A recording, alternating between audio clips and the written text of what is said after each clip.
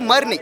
పైగా తెలుగు ప్రతి సినిమా కూడా ప్యాన్ ఇండియా లెవెల్లో ఆడుతుంది. అంటే అన్ని సినిమాలు బాగా యాక్చువల్గా రామ్ చరణ్ గారు చెప్పింది ఏంటంటే చెప్పాడు, తక్కువ మాట్లాడండి, అవును, తక్కువగా ప్రవర్తించండి, తక్కువగా తినండి, తక్కువగా ప్రమోషన్ చేసుకుందాం, ఎక్కువ హిట్ కొడదాం అన్నట్టుగా మాట్లాడారు.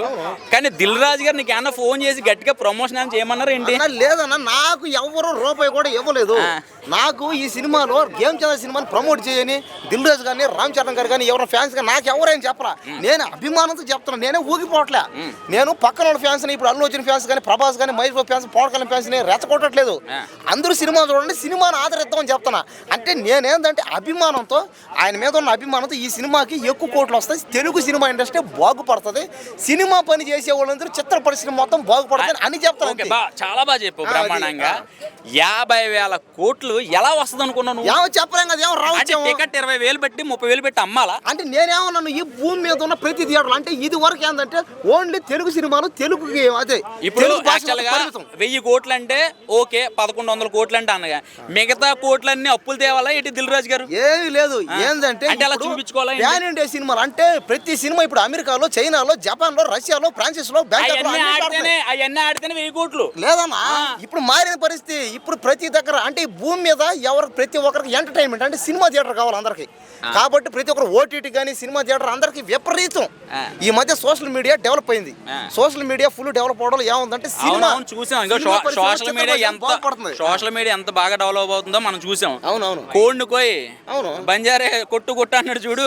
అలాంటి పనికిమాలికి సోషల్ మీడియా బాగా హైప్ చేస్తుంది. కానీ ఒక నిమిషం, అక్కడ హాస్పిటల్ ఒక బాబు ఉన్నాడుగా బెడ్ మీద, ఎవడైనా ఒక రూపాయి హెల్ప్ స్వచ్ఛందంగా వాళ్ళ ఫోన్ పే స్కానర్ ఎవడైనా వేసాడా?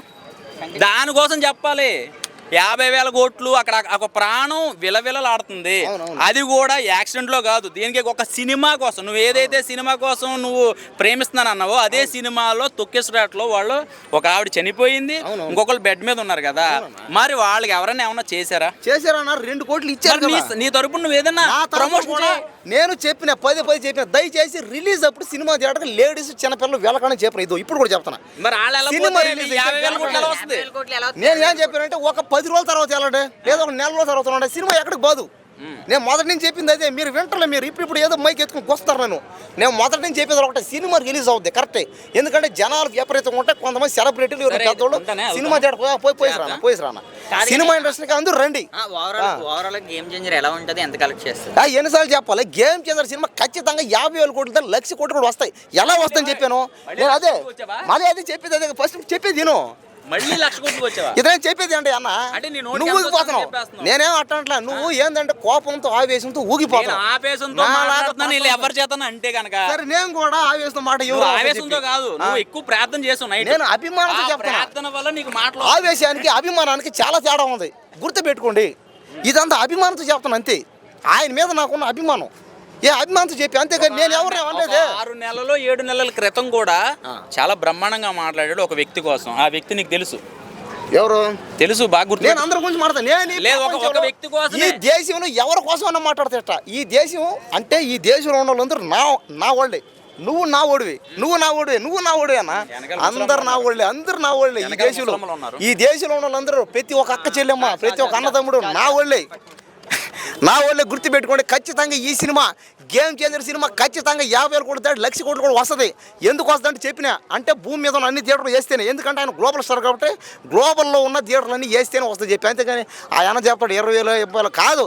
ఈ మధ్య తెలుగు సినిమాలు మరి ప్రతి సినిమా ప్యాన్ ఇండియా సినిమా అవుతుంది. ప్రతి హీరో అంటే అతను స్టార్ అయినా కాకపోయినా ఎవరైనా సరే అన్ని సినిమాలు రిలీజ్ అవుతున్నాయి. కాబట్టి ఇక్కడ ప్రతి సినిమా బాగా ఆడాలనే కోరుకుందాం. అందులో రామ్ చరణ్ సినిమా కూడా బాగా ఆడాలనే కోరుకుందాం. ఎందుకంటే అతను మొదటి నుంచి పెద్ద హీరో అయినా, పైగా కష్టపడతాడు. పైగా RRR సినిమాకి ఎంతో కష్టం. పైగా వాళ్ళు ఎంతో ఇంకా మెగా ఫ్యామిలీ అంటే చెప్పలే. వాళ్ళు దేశానికి అంటే పైగా వాళ్ళు మన తెలుగు వాళ్ళందరూ కూడా బాగా కావాల్సిన వాళ్ళే.